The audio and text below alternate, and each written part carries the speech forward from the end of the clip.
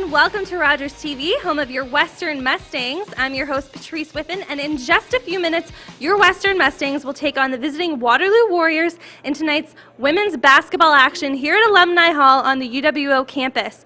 Now, your Western Mustangs and the Waterloo Warriors are both coming into this game having lost this past weekend. That was on Saturday. Now, given Western was at McMaster, so they didn't lose at home, and the Waterloo Warriors were at the Laurier Golden Hawks. So neither had home court advantage, so we're looking to pick up the win tonight. We'll throw things over to Andy Watson and Kevin Gordon for their call on tonight's game.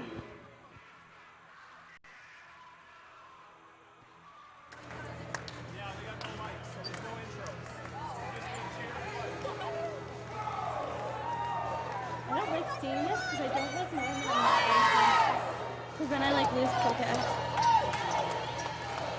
No, I don't like seeing this because I know I can see in the corner of my eye that I'm not on camera, so then I lose focus.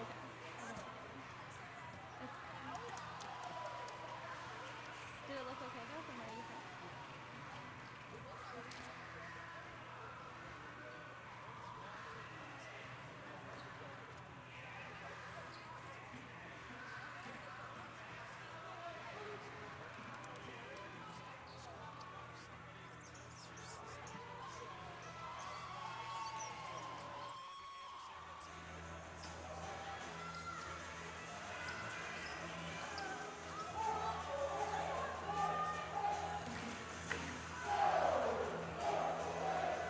And of course, the star of the show, Amanda Anderson, wearing number 14, and number 15, Becky Williams, starting, the rookie out of London.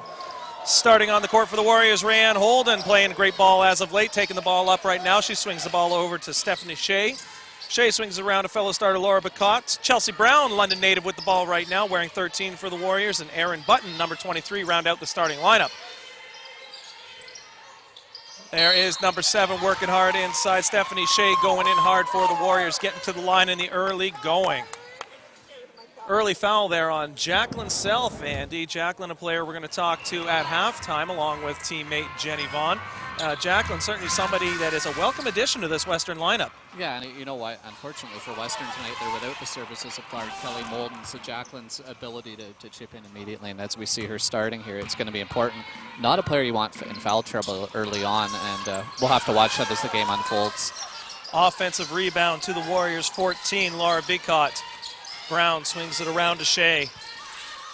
Shea gets into the hands of Holden. Holden having a great couple of games. There's Brown lifting from the arc, way off, air ball, out of bounds off the Warriors. Ball over to the Mustangs. As always, we are joined by Neil Johnson, our producer, and all the volunteers here at Rogers TV. Doing a terrific job as always, and appreciate all their efforts on these broadcasts. Becky Williams bringing the ball over the half-court line now for the Mustangs. Hands off to Anderson, who sees herself in that two-guard role to start. Letty had great position. Anderson looks her off and hoists the 2. It'll be interesting to see how much they go to Anderson this game. And she, as we were talking about pregame off the camera, Kevin, if she averages 18 points a game over these last 8 games, she'll move into number 2 all-time in OUA scoring, career history. So that's quite a feat for this Western senior guard. Amanda Anderson, one of the best to ever wear the purple and white here in London. And certainly a couple of teammates that have joined the program over the last few months that hope to find themselves in that same conversation.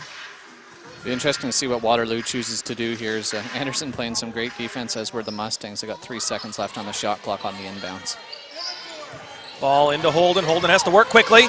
Gets one up off front iron. No good. Williams breaking back for the Mustangs. Terrific on the ball defense. Chelsea Brown, someone that you'll hear me speaking very highly of over the course of this broadcast. Andy, I had the pleasure of working with her for 2 years. There's Letty inside. Left hand up and good. 4-1 lead for the Mustangs. I had the pleasure of working with Miss Chelsea Brown at Fanshawe College for 2 years, her first 2 years of post-secondary basketball. And I got to tell you, if you could clone a player and put her at 5 spots on the floor, Chelsea Brown would be one that you would choose. Just a bulldog and all heart out there on the court. There's the shot from Laura Bicott. Nothing doing there. Rebound to the Warriors. 3-pointer up. No good. Moss with the rebound. Stangs ready to break out. That's a couple of early misses for Waterloo, and Western looking good so far on the defensive glass.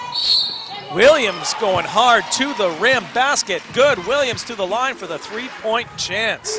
Williams is a player who's been in and out of the lineup this semester, fighting through both illness and some injury trouble. So having her back on the lineup at 100% is going to be very important for Western. Is with 8 games remaining and then the playoffs, you want to hit the playoffs in stride. And you want to be going in with some positive momentum. So a player like Becky Williams, a freshman out of London, she's going to be integral to their success down the stretch.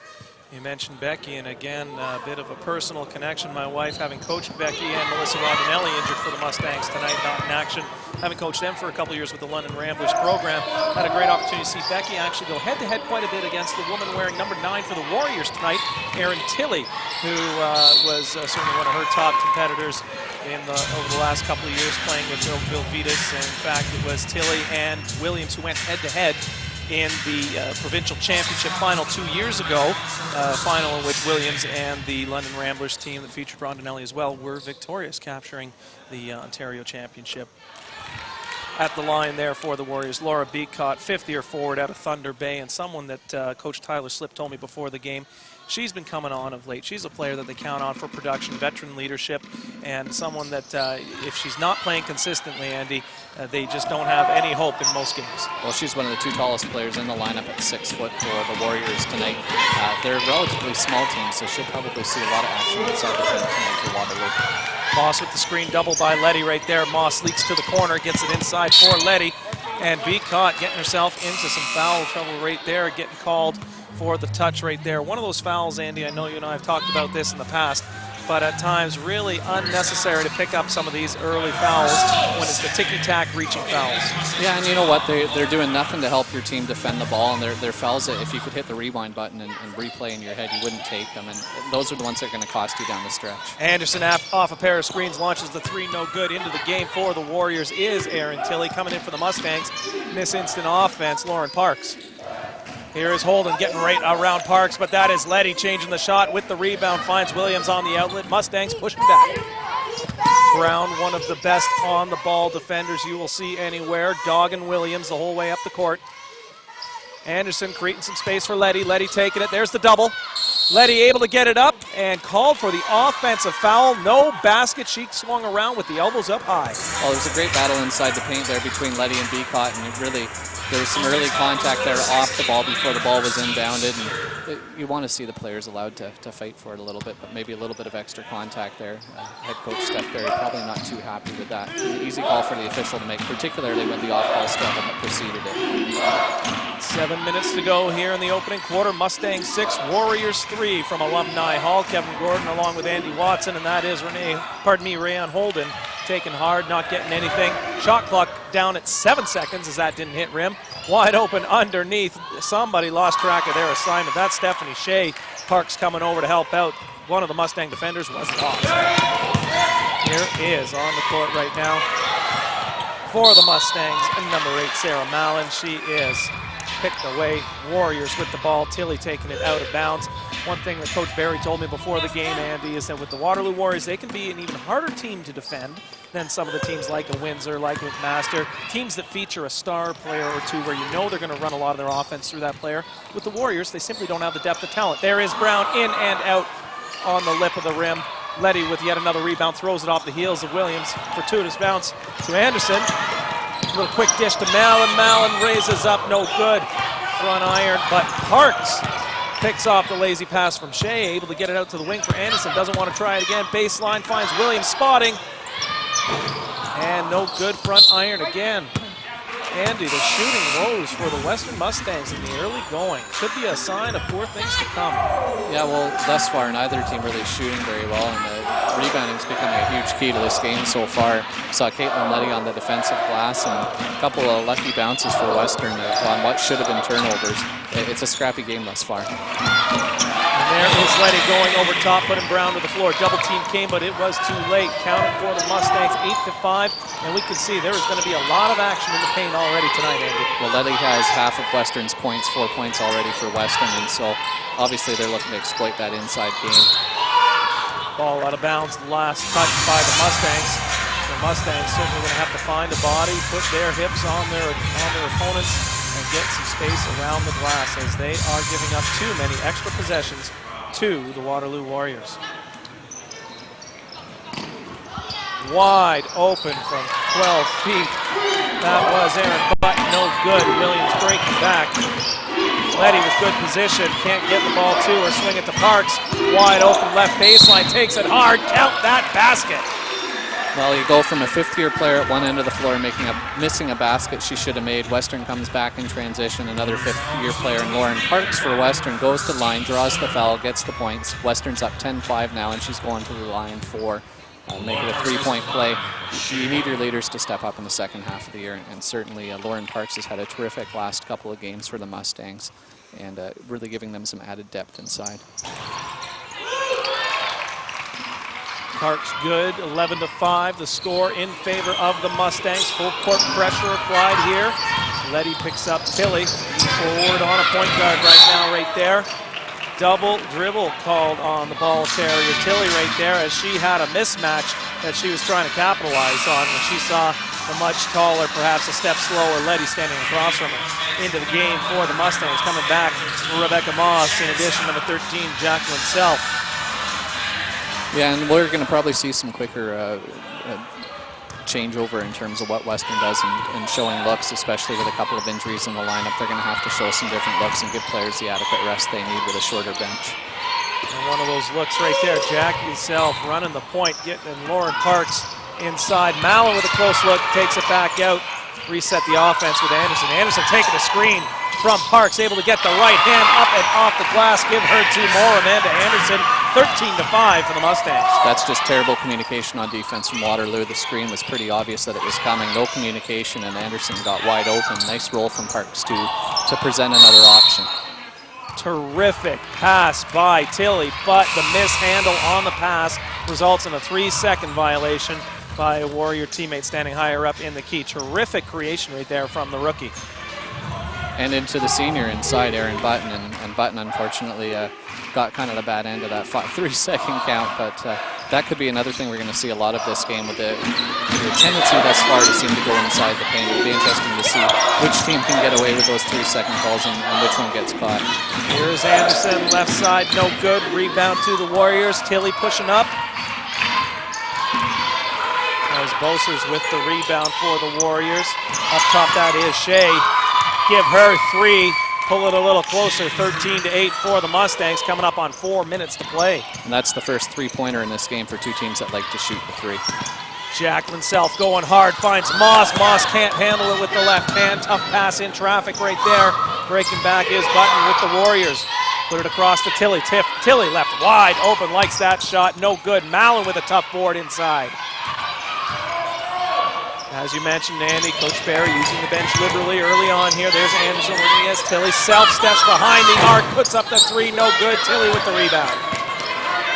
A cold string here for the Mustangs. They haven't had a field goal since Parks hit hers about 2 minutes ago.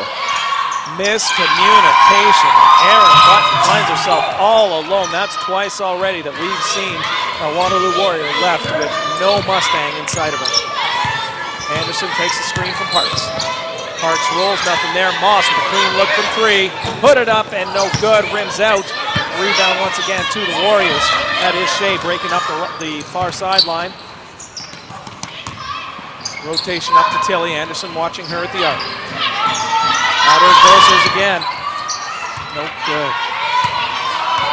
I tell you, Andy, this cold shooting streak right here, not looking good. What have you got the stats on those for us? Well, Western's 0 for 6 from three-point range, and neither team shooting particularly well, both under 30% to start this game.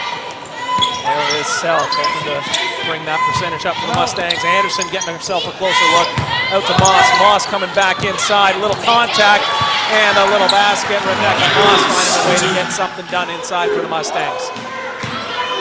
Well, we see that tendency to go back inside, and that's where Western's having its success right now. I guess they have to shoot those three-pointers, though, to open up the opportunities inside the paint. That is Tilly from the right side, no good. Rebound Moss. Moss ready to break, finds Anderson, and here they go again. Anderson to Mallon. Mallon with the curl. Moss over to Self in the corner. Self with a foot on the line, just short. Tilly with the rebound. Erin Tilly, rookie out of Oakville, having herself a nice game, getting herself on the stat pages offensively and defensively. Trying to get the couple assists that her teammates couldn't quite handle. There's great contact underneath right there, and they are sending Button to the line for a freebie right there. But just to finish the thought, Laura Tilley, even though Erin Tilley, even though she's not finishing some of the shots that she's had, she is certainly creating for her teammates and getting herself involved on the defensive glass. Yeah, and I mean, for a freshman, she's looked very good here thus far in this game. A 5'10" point guard out of Oakville, Ontario. She's had some nice looks, played very well in transition, and you were talking to the coaching staff of Waterloo before the game about that transition game. We've seen a lot of half-court offense thus far, so it'll be interesting to see if they look to push the ball a little bit as this game unwinds.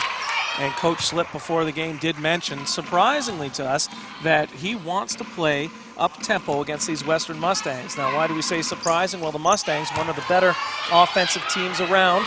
Mustangs scoring at a real solid clip this year, averaging almost 74 points per game. You think to yourself, why do you want to give them any extra possessions? Well, Coach Slip said, you know what, we don't have that individual talent in the half-court set as Letty drops down, jumping from 12 feet. Finish the thought, Coach Slip says we don't have the talent in the half-court set, and we have to get easy baskets in transition in order to compete. Well, they're getting some easy looks inside, but they're not converting on them thus far in this game, and they trailed by 5 early on late in the first quarter. Shea from 3, no good. Tough rebound inside. That was Beacott getting involved. Ball over to Anderson. Anderson looking for somebody up on the break. There is Parks setting the inside screen. Parks leads to the arc. Becky Williams, feet set, put it up and put it down. Three-pointer for the Mustangs. 20-12 coming up on a minute to play. And that's Western's first 3 on 7 attempts thus far this game, so important to get starting to convert from outside. Trying to answer, there is Holden, no good. Inside is Beacott working hard. Parks pulls it down for the Mustangs. Williams breaking out. There is Williams. And a foul called off the ball on number 23, Aaron Button, called on the hold of Letty. And that is going to put the penalty on the Waterloo Warriors. Pardon me, that is on the 14th foul. We will be into the penalty on the next foul this quarter. 48 seconds to go. 20-12 for the Mustangs. Anderson on the inbound, finds Parks.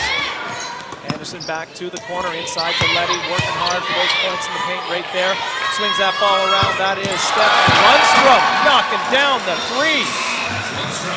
Brown bringing that ball up, inadvertent horn there as Coach Slip has a timeout waiting at the table. Here is Brown over to Holden. Holden looking to initiate the offense, drop it into Beacott. Crochet, skip pass to Brown. Brown with the penetration, up and off the glass, no good. Rebound by Beacott. Up and down with the putback, 23-14. Shot clocks are off. We've got 13 to play here in the first quarter.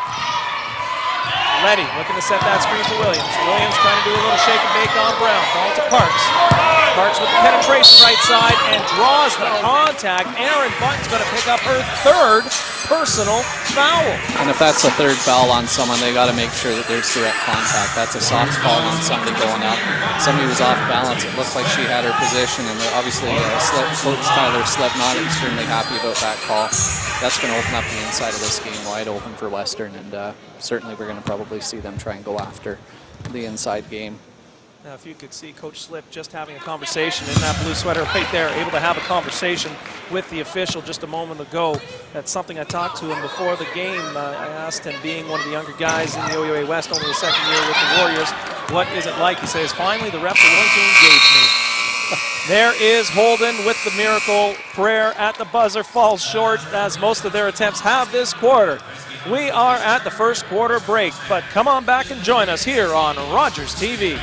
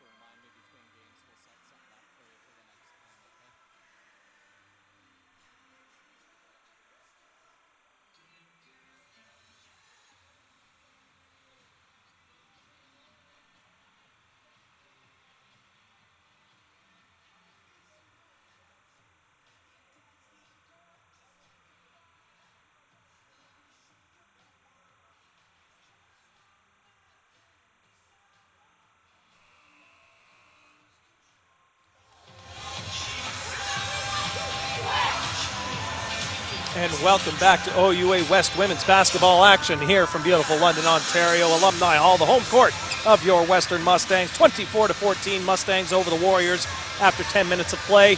And looking over the stat page real quick there, Andy, it jumps out very quickly to the disparity in that shooting percentage there in the first quarter.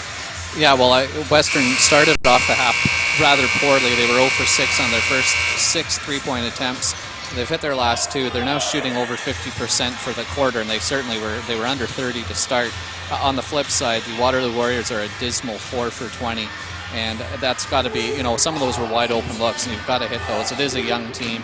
The other thing that steps out is 3 personal fouls on forward Aaron Button, and certainly that's going to affect this game as it transpires.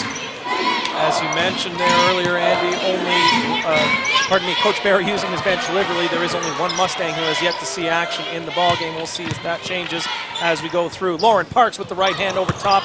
No good, and that is Button out there defending her right now. Those 3 personal fouls not deterring Coach Slip. He's going with the veteran, counting on her to play smart D.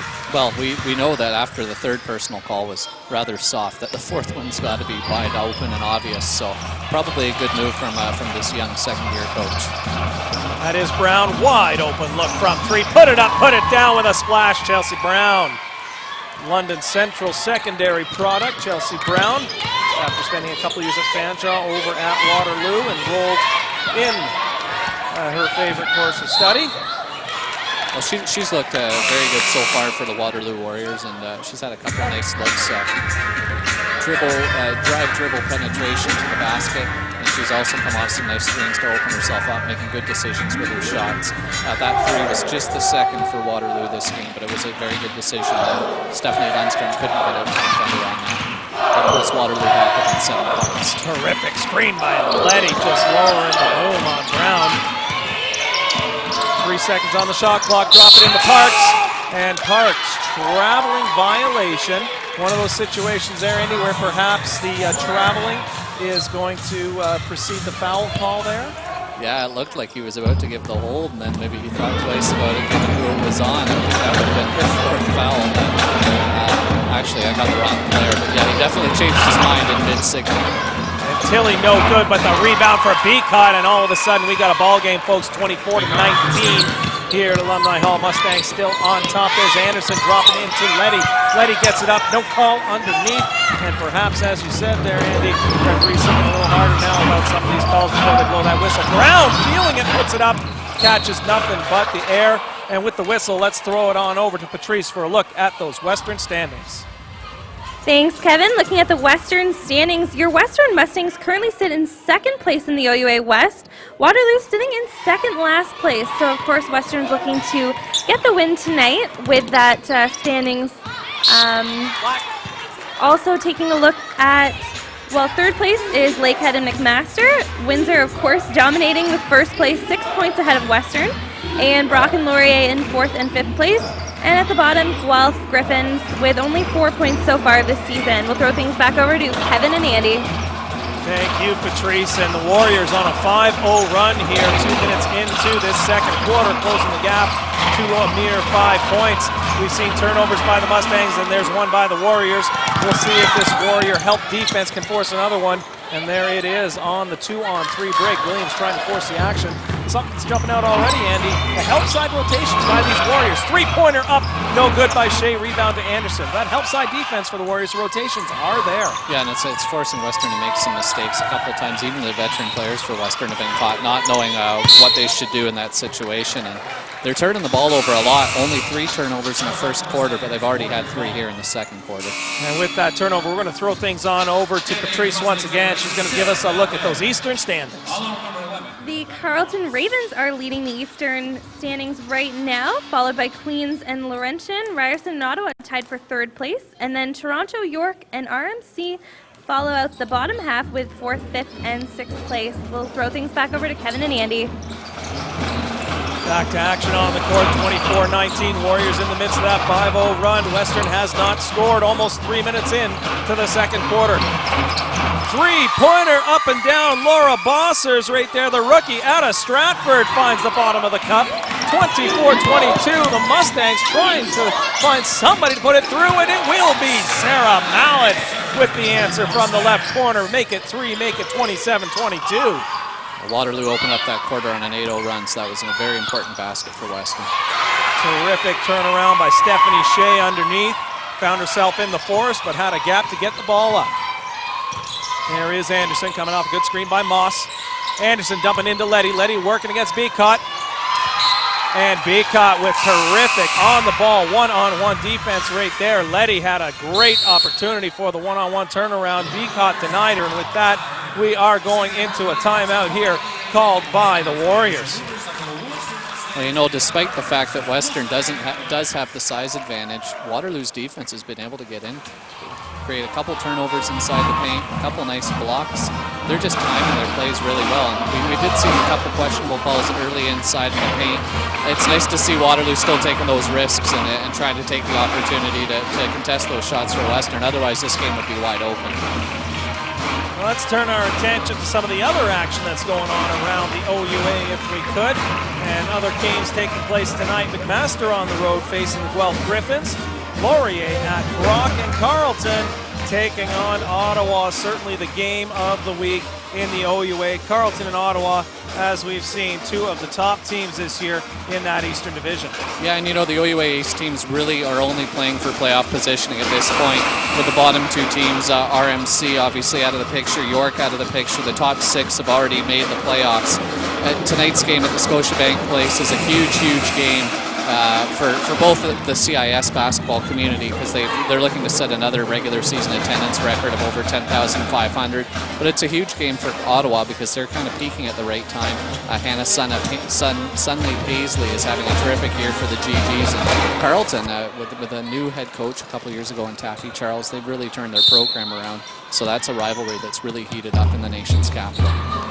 Andy Sparks at Ottawa, Taffy Charles up at Carleton. 2 guys with terrific connections to the local basketball community, doing what they can to build a rivalry that would compare to the terrific men's rivalry that's been going on in the Ottawa area the last couple of years. There's another turnover by the Warriors. Williams breaking back. Teammates are able to finally pick up and join the pace. Anderson with the ball off the curl. And Caitlin Letty doing her best to absolutely abuse the Warriors inside right now. She is caught with her hand in the cookie jar. Beacott doing a good job drawing attention to that foul for the officials. An easy call for them. And Lauren Parks forced to check in for Letty, who goes to the bench with a couple of fouls. Yeah, and that's part of Waterloo's game plan. Probably try and draw those charges, draw those fouls. 12 turnovers so far combined, and a pretty sloppy opening quarter, both fouls and turnovers. So not the start either team really wants. The Warriors able to get the Mustangs out of that half-court trap. Coach Barry asking where the travel call was on Tilly, who took a couple extra steps. Anderson able to break back off the turnover. There's Mallon back to the corner. Parks a good position inside for the rebound, but not when Anderson's filling it up like she is. Anderson already 4 in that first quarter. Give her another bucket here. Anderson doing her great job at leading these Mustangs. 6 points already for her inside for the Warriors right there. Beacott doing a nice job answering back. Anderson now to run the offense for the Mustangs. Parks up to set that inside screen. Moss finds herself at the arc, passes up on the shot against Bossers. There's Anderson on the curl. Anderson gets the corner. She's got a step. Right hand up. No call. No good. Tilly with the rebound.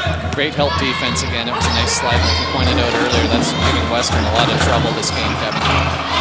Bossers with a nice cut, but that is what's again a turnover. Williams trying to push the pace against Holden.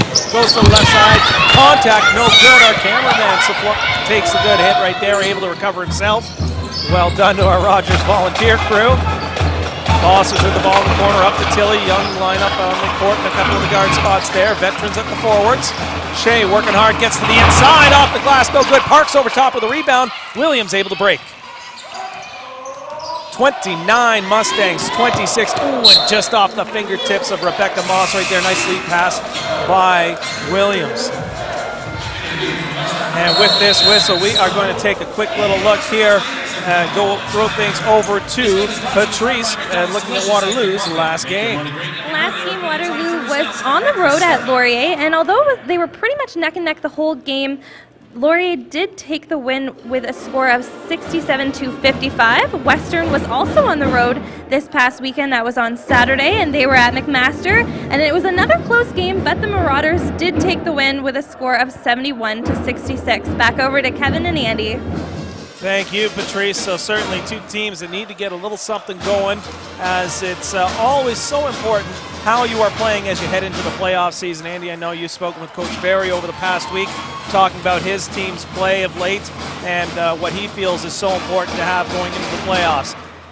Well, yeah, and you need to have momentum, and you need to have a healthy lineup. And of course, in that McMaster game, Kelly Molden out. She's been a great playmaker, good defender for Western. And probably they'd like to rest some of their players that are having some injury woes, but the division's so tight right now, and home court advantage is so important in the playoffs.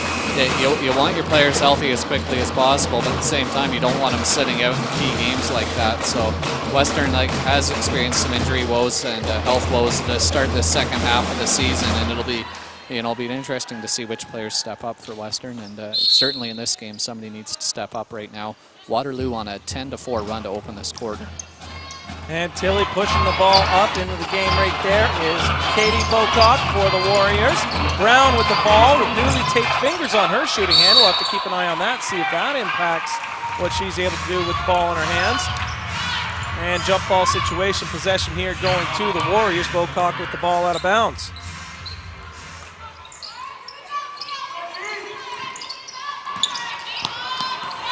Three-pointer up right there by Shea, no good, and Self able to wrestle away the rebound. Self pushing up the left side. She's got Mallon far wing. Becky Williams in the corner with her.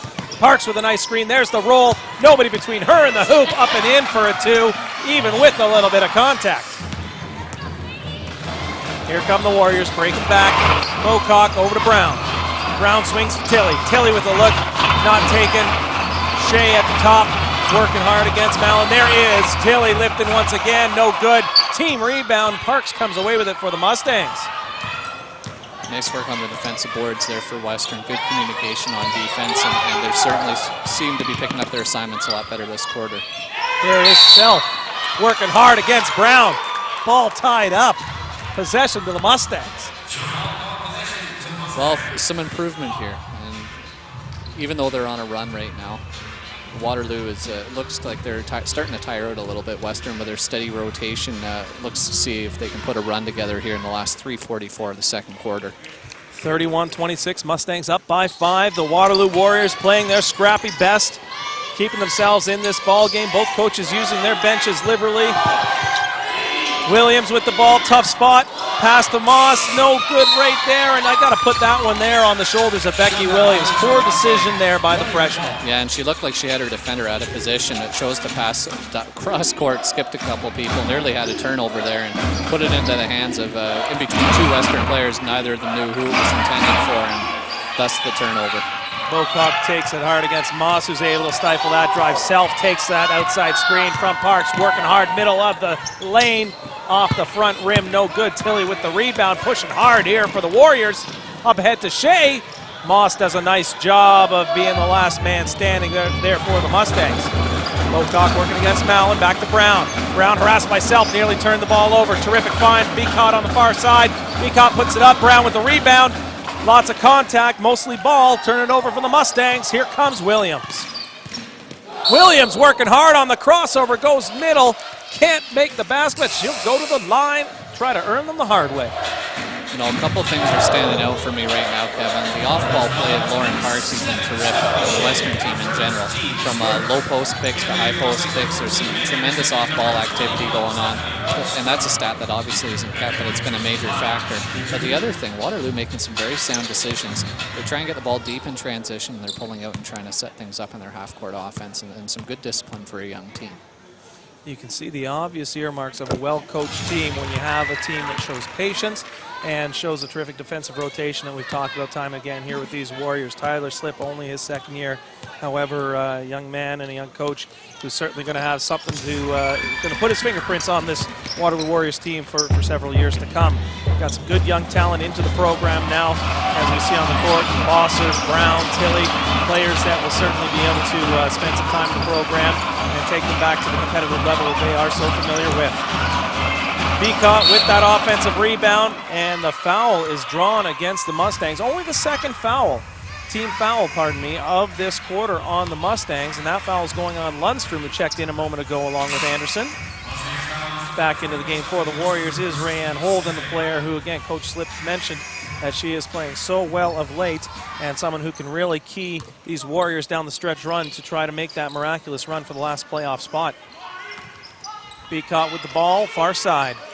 Finds Shea inside, easy up, but cannot convert. Three Mustangs inside to harass the rebound. Able to get it out to Bocock. Bocock takes a look, passes over to Brown. Brown swings it back to Shea. Shea taking a look against Anderson. Finds Holden, who wants to lift.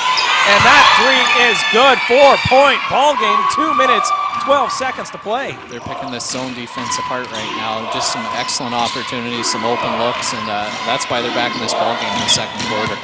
Here is Mallon working around the screen from Parks. Parks all alone inside, ball in her hands. Takes it middle, spins back baseline. The right hand is no good, but Anderson tips it out of bounds. Ball over to the Warriors. You know, the nice thing for Western right now is we're looking at the scoring. A number of different players contributing, and that's a healthy thing to see late in the season. Right now, Becky Williams, a non-starter, leads the team in scoring with 7. And the Warriors continue to find the holes in the Mustang defense. 1-point ball game, under 2 minutes to go in the first half. Parks with the ball up high, nearly slapped away by Holden. Works back to the middle. There's Mallon from 20 feet, and she is good. Sarah Mallon, a player who, when she catches fire, she can just stone cold shoot them. Yeah, well, we saw Stephanie Shea at one end of the floor sink a three for her 11th point of the game, and then Mallon just quietly sinks one and kind of regains that momentum for Western here late in the first half. Shea having a nice game for these Warriors, but here is Williams handing off to Lundstrom. Lundstrom working hard, finds Mallon in the corner. And that is Brown stepping in, getting called for the block. Could not beat Mallon to the spot right there. Mustangs with a 3-point lead, 35-32.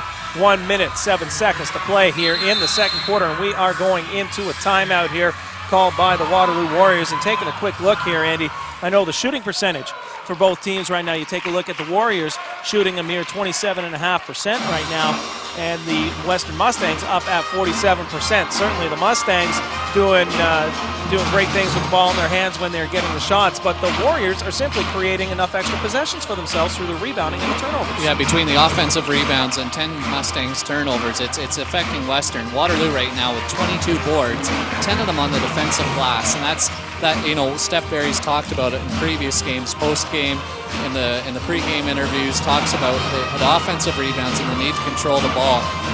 You're playing such good defense and you're forcing them into bad shots, but if you don't pick up that defensive rebound, if you're Western, and give them another chance, you're just hurting yourself and you're forcing yourself to tire out and play more defense.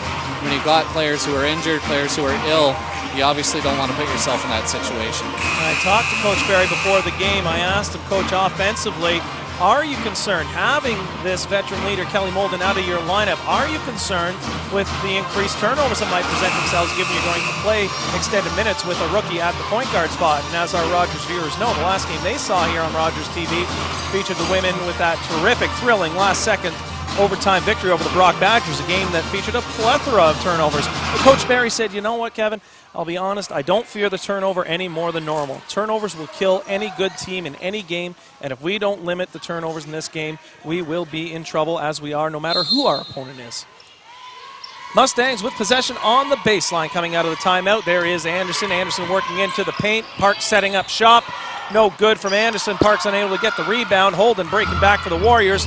Ball swings over to Brown on the far side. Brown watched closely by Williams. Williams attacking the ball. Brown able to draw a couple of defenders, finds herself up and off the glass right there. Give her another deuce. 35-34, 45 seconds to play. Well, Waterloo leading this quarter 17-11 right now. Becky Williams just inside the arc. Front rim, back rim, no good. Parks on the offensive rebound, no good. And last touched by Miss Parks. Cannot convert, can't get a contact call. Coach Barry's left to ask, hey, what have I got to do to get these girls back in gear, as the Warriors have very quickly really collapsed this Mustang lead.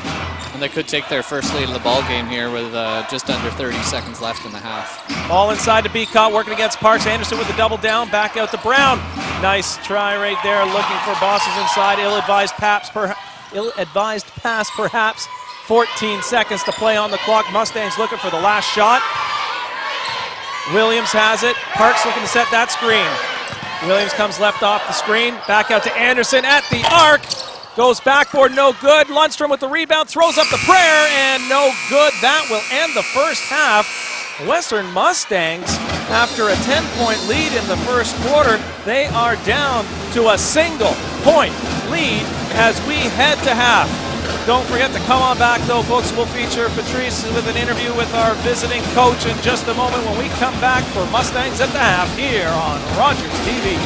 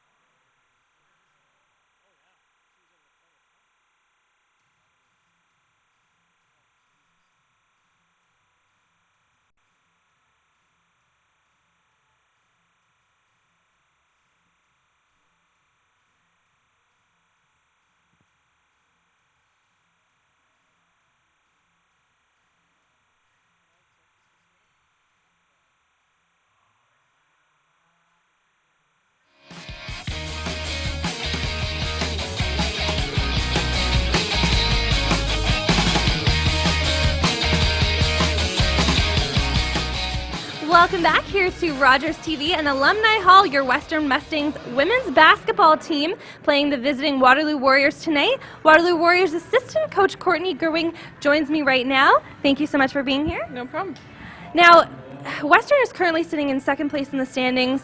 Waterloo, not so much. They're sitting at about second last place in the standings. Nice How way do of putting it. how do you prepare for a game of this talent? It's basically just our own thing at this point. We know that they're a solid team, obviously, just what you said, based on standings. So it's more just what we can do to keep ourselves in the game, and we seem to be doing a good job of it. So. Yeah, absolutely. Western is currently only up 1 point after the first half. What do you need to do to just push it to that next level?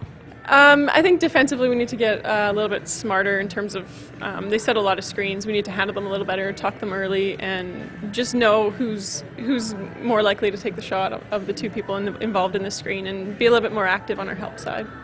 Are there any Western players that you think are standing out tonight? I think 14 always does, Amanda Anderson. She can get her shot up regardless of what kind of a defensive scheme you have. You send two people to her, one person, she can get a shot up, so she's always a tough handle for us. And now what about on your own team? We've got a couple people who've hit some outside shots. Erin Tilley, number 9, just made a couple sweet passes to some inside people. So we're doing well. We're doing well to stay in. We just need to knock a few more down.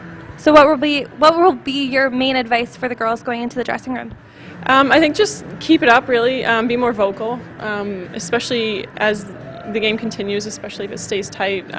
We kind of have a tendency to get quiet, and when we've only got 8 people, we're going to get tired, so talking is that much harder. So just talking is a huge thing, I think, for us all the time. Oh, great. Well, thank you so much, and good luck in the second half. We'll take a quick break here on Rogers TV. I think, actually, that was wrong. He didn't...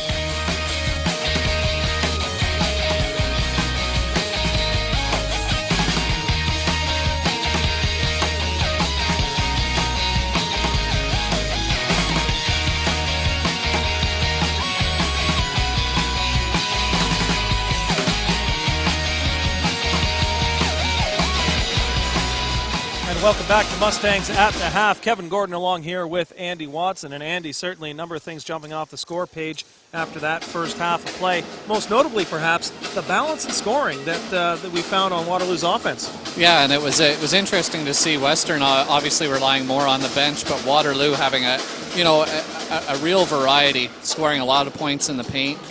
Their bench not really chipping in too much, but their 5 starters led by Stephanie Shea's game-high 11 points thus far. It's been a major factor in this game so far, and Western's really got to be more careful on the their defensive glass. Waterloo right now with too many offensive boards, and that's got to be giving Steph Berry and the Western Mustangs some headaches right now. Well, listening to the interview that we had with assistant coach Gerwing at the half there, certainly it almost sounds as if the Warriors are a little bit surprised to find themselves in this position. But as you say, it's those extra offensive rebounds that they've been getting this game. 10 already in that first half that are really giving them the extra possessions, despite the fact that the shooting percentage is terrifically low for the Warriors. Yeah, and it's 8 second chance points, so off those offensive boards for the Warriors. That's too much. Against a team like Waterloo, that's too much. Western's got to take better control of those boards, stop turning the ball over, and when they're down in their offensive set, use those pick and rolls to their advantage because they're creating a lot of opportunity in open space. They're just not able to convert on them.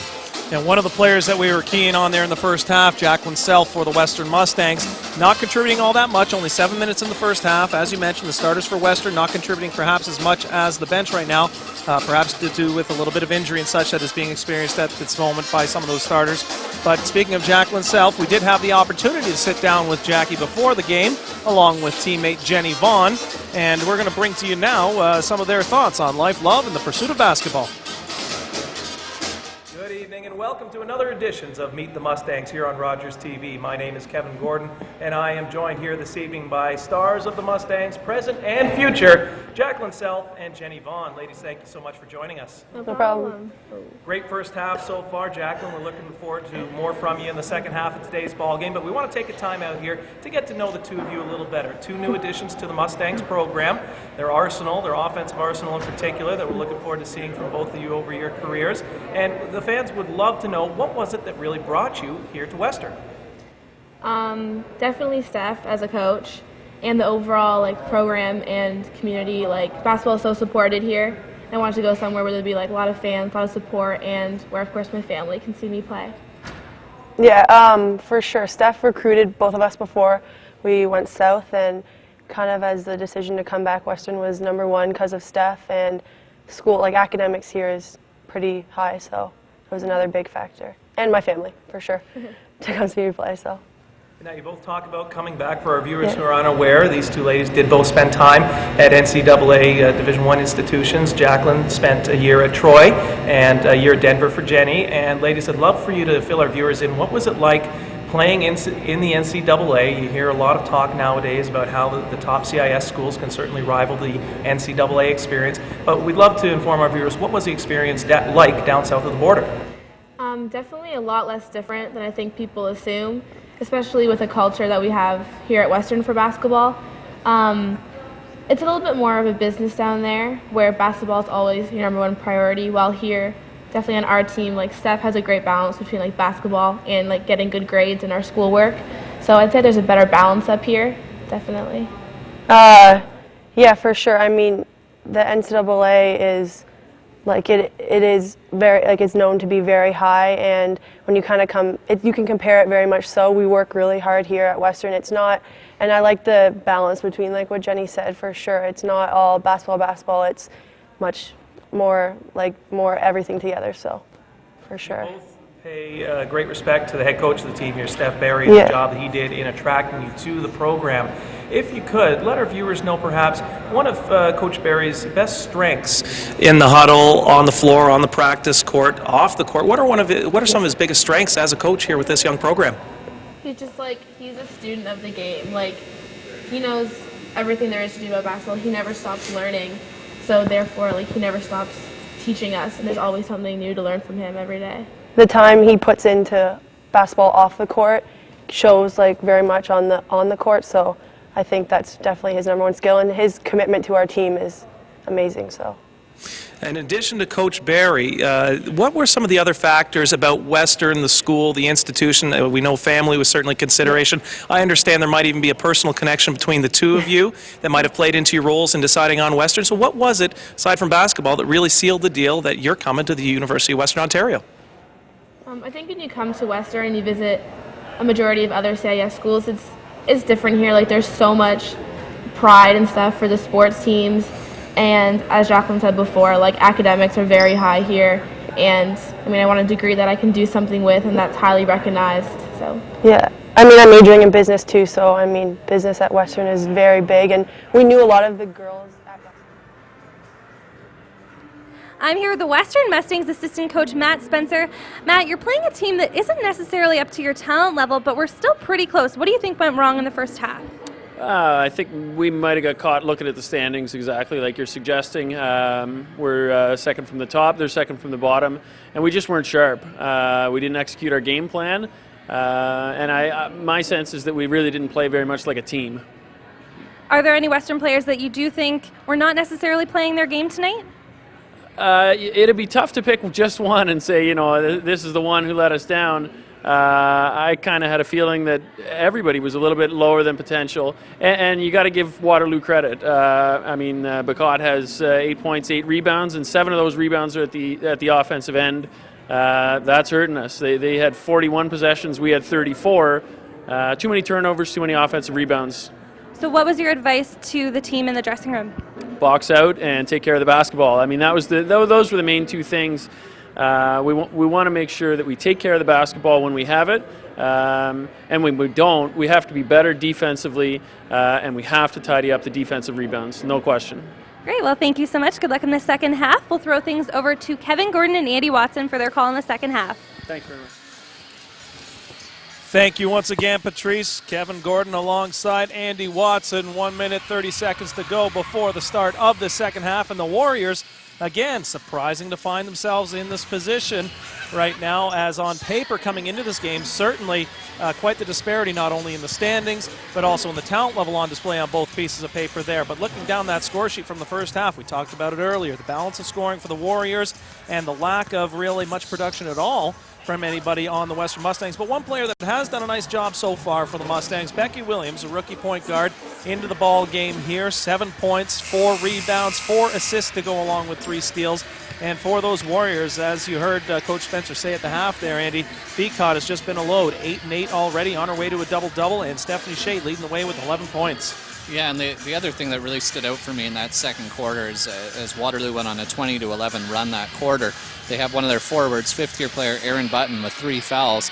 She started the quarter, didn't see a lot of action after that, but they still managed to build their lead despite the fact that they were missing their inside presence.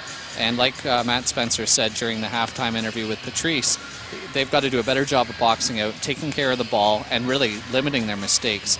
Too many mistakes are hurting this Western team right now, and on paper, they are the better team, and I think even what we're seeing out there, they should be ahead of this team by more than 1 point at the half. Getting to those turnovers, 11 turnovers by the Mustangs in the first half, only 2 of them by way of a steal on the part of the Warriors. So most times, careless turnovers, throwing the ball away, traveling violations, etc. A variety of things that will give possession to the other team. So as you say, relatively careless with the ball in their hands. We'll see if Coach Barry got the message through, which I'm sure he was able to do at the half there with the girls. But it is 35-34 in favor of the Mustangs. They do have the single-point lead as Williams, Letty, Anderson, Moss, and Self are out to start this second half. And we do apologize for cutting that interview short with Miss Self and Miss Vaughn. It's always a great opportunity to sit down and chat with these girls, and they always have so much to say, and sometimes it's just tough to squeeze it into a half of basketball. Now, Kevin, if you're a coach right now with Jacqueline Self not having any points, do you put the ball in her hands early in this second half and try and get her going?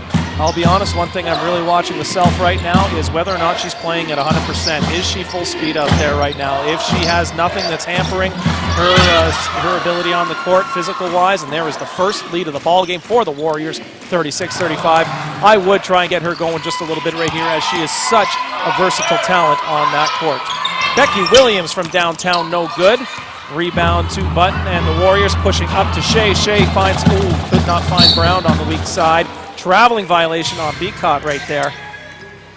Now, one thing that jumped out as we saw Williams missing her first 3 attempts of the half. You look at those halftime stats, and in the first half, 19 three-point field goal attempts by the Warriors, only hitting 5. Only 10 attempts by the Mustangs. So neither team really doing a good job making them, but both teams quite willing to take any looks they get. There's Letty going hard. She'll earn herself a trip to the line to try to get this lead back for the Mustangs. Well, and the other thing that stood out, 41 shot attempts alone for Waterloo in that half. That's too many shots. That's too many opportunities against any team. Luckily for Western, they only shot 29% from the field. And, you know, I got to tell you, Andy, it's funny. We're looking at some of the keys to the game that we had put together prior to the game, and looking at them, boy, have they certainly come true here in this ball game for the Mustangs. And if we get a chance, we're going to show those to you at home shortly. But Western just not doing a good job of what they needed to do this ball game, and the Warriors, they are what their stats said they were right now. To steal a line from Denny Green there, the then coach of the Cardinals, they are who we thought they were. And turnover right here, possession over to the Mustangs. Becky Williams taking the ball out of bounds. Western is back on top, 37-36, less than a minute into the third quarter. Williams looking for an option. Anderson presents herself at the arc. Over to Self. Self looking for Williams down in the corner. Takes baseline. Nice drop for Moss right there. Rotates to Self. Self taking a look. Wants to go one-on-one on Brown. Good help defense, but Button had to step out of the way. Jacqueline Self showing she might be at full flight right now. Goes hard to the rack. And those are her first points of the game after a double-double on Saturday against McMaster. So nice to see her getting going here in this game. Self is a player, given her repertoire of talents, she can fill up a stat sheet in a hurry. Holden with a long 3, no good, but Beacott hard for the rebound. Moss able to strip things away. Self ready to push with Williams. Williams coming hard up the court. Letty running right on that basket line. Great job inside on Button, does Letty. Letty gets the ball up, no good. Brown working hard inside for the rebound, up to Holden. And it looked like there was some contact there from Button. That would have been her 4th personal foul, maybe a make-up non-call by the officials after a soft 3rd personal late in the first quarter. And the Warriors just throw the ball to the Western cheerleaders right there, turn it over for the Mustangs. Western cheerleaders today, part of Western's unveiling of their largest ever contribution to the United Way campaign, over $500,000. So it was nice to see the cheerleaders involved in a good initiative. And talking about seeing her involved, Caitlin Letty doing what she can here in this second half to put a stamp on this ball game already right there with 10 points in the ball game, Caitlin Letty. And the Warriors working hard. Moss stepping off to help. Ball back up to Button. Pulls it up from the elbow. No good. Tipped away by the Warriors. Scrappy bunch that they are. Working hard for team rebounds. The ball into the hands of Self, who pushes up for Western. Self at the arc. 2 dribbles and through. Offensive foul called. Rianne Holden stepping into harm's way. Jacqueline Self whistled for the charge. You know, the couple things I've noticed with Jacqueline is she's come into the CIS. She's been called for several carries, travels, charges. She may be struggling a little bit to adjust to the CIS OUA rules, so it would be interesting to see as she gets a little bit more experience if she cuts down those mental mistakes. Back into the ball game for the Warriors is Erin Tilley, rookie out of Oakville, and we talked about her having a fine first half there, Andy. Not getting on the score sheet points-wise, but certainly contributing to this ball game. Yeah, 4 assists and 4 of them all setting up outside shots, a couple of them for 3-pointers, and 5 defensive rebounds. So she did have a tremendous impact in the first half. And a couple of assists that weren't, unfortunately. She made some nice passes to teammates who simply were not prepared for the pass, did not expect her to have the great vision that she does, perhaps. Well, and that's great vision for a rookie. And she's going to be one of these players that we're going to see develop and player to watch as her experience gets deeper and deeper in OUA basketball. Letty stepping out to set the screen. A little miscommunication with Anderson, but Letty works hard, goes to the spin move. Beacott looks like she's going to get whistled for the foul. Letty going to the line, chance to add to her 10-point total. And I think for Beacott, you know, she's had a good game. That's her 3rd personal foul. So Waterloo right now in foul trouble. And, you know, they have 2 players on the floor right now with 3 personals, and they're their 2 tallest players. So Western, if they're smart, I think, and I'm not a basketball coach, but I would go inside, and I'd go inside often, especially with the domination that Letty's had inside there. And when Lauren Parks has been in the game, she's been very good too. It's all coming back to what the assistant coach, Matt Spencer, was saying about boxing out. If Western boxes out, they're going to draw more fouls inside the paint. Limiting the offensive rebounds by the Warriors, certainly a part of the game plan here in the second half as they went to town on these Mustangs in that first half of play. Parks watching Shea as she comes over half. Williams with a step-in swipe at the ball. Ball off the shins of Brown. Brown able to come up with it, gets it at the arc. Button calling for the rotation. She wants the ball as she had Anderson on a mismatch in the post. Button goes hard to the rack, can't find anything. No rim once again as the shot clock was winding down. Beacott just had to throw it up. Williams comes down with it, working hard against Brown the other way. And once again, Caitlin Letty called for an offensive foul inside as she tries to establish position. Perhaps a nice job of drawing attention by the defensive presence of the Warriors. Yeah, perhaps, and that's Letty's 3rd personal foul, first of this half. And yeah, Caitlin Letty is an emotional player, so if you can draw any attention inside the paint, it could be just a little tug or a little bump, and the retaliation sometimes as an official is the easiest call to make. And with this timeout called by the Mustangs, we're going to throw things over to Patrice, who's going to fill us in on one of the Mustangs' favorite annual upcoming events. Thanks, guys. Coming up on February the 6th, just about 2 weeks away, Jam the Gym is going to be happening. It's also a next broadcast for Rogers. It'll be airing at 2 p.m., but if you can make it down to the game, it's the Guelph Griffins at the Western Mustangs. Doubleheader basketball action here at Alumni Hall, starting things off with the women at 1 o'clock p.m., followed by the men at 3 p.m., and if you wear purple, you get in for free. We'll throw things back over to Andy and Kevin. Thank you so much, Patrice. 42-36. The Mustangs putting together a bit of a run here, starting off the 3rd quarter. 6:41 to go. And the Mustangs able to expand upon that 1-point lead they took in the break. Andy, we're just taking a look there at Caitlin Letty finding herself a nice afternoon.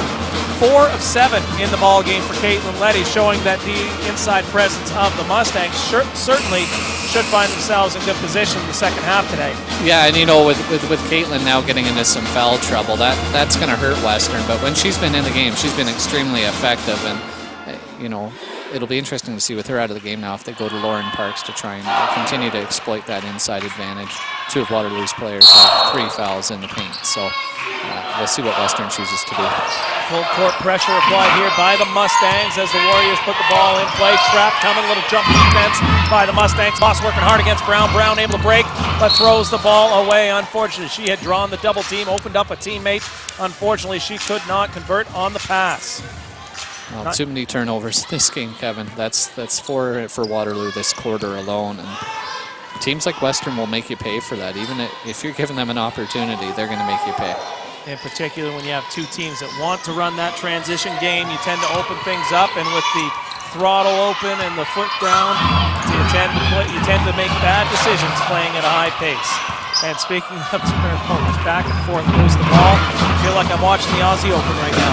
It feels like when you get that new basketball video game and you're trying to figure out the controls. That's the feeling you get watching this game right now. Two teams very unsettled, and they can't really seem to set and establish any sort of rhythm or half-court presence. Helter-skelter and sloppy, a couple of things we could say about the play right now. However, sloppy seems to be working for the Mustangs as they are clinging to a 6-point lead, 42-36, under 6 to play here in the third quarter, pardon me. Whistle here as the Mustangs were in the midst of a substitution that was approved by the refs, but the refs just didn't wait for the players to clear the court. A question for you, Kevin, as a coach. With this half-court defense, is one of the things with the rotating that we're seeing going on, is that supposed to unsettle the half-court offense? One thing you love about the 24-second shot clock, Andy, is that if you can take 5 or 6 seconds off in the backcourt, whether or not you create the steal opportunity in the backcourt, you're quite happy to have them unsettled in the front court set right there. You can force them into a shot clock situation, as we see Mallon going hard, rejected by Tilly out of bounds. But speaking of shot clock, we're going to see here, do they get 1 second put back on the clock, or is that going to be a shot clock violation? No, it will be 1 second put back on the clock here for the Mustangs. We're going to have a quick reaction play coming here. But I completely agree with where you're going with that, Andy. You want to unsettle that half court. You want to force the offensive team to make a decision with the shot clock winding down. Oftentimes, that will be a poor one. 1 second on the shot clock. Mallon inbounds. Touch and go by Lundstrom. Ball is tipped. Horn goes. Reset called. Here is Tilly breaking back for the Warriors.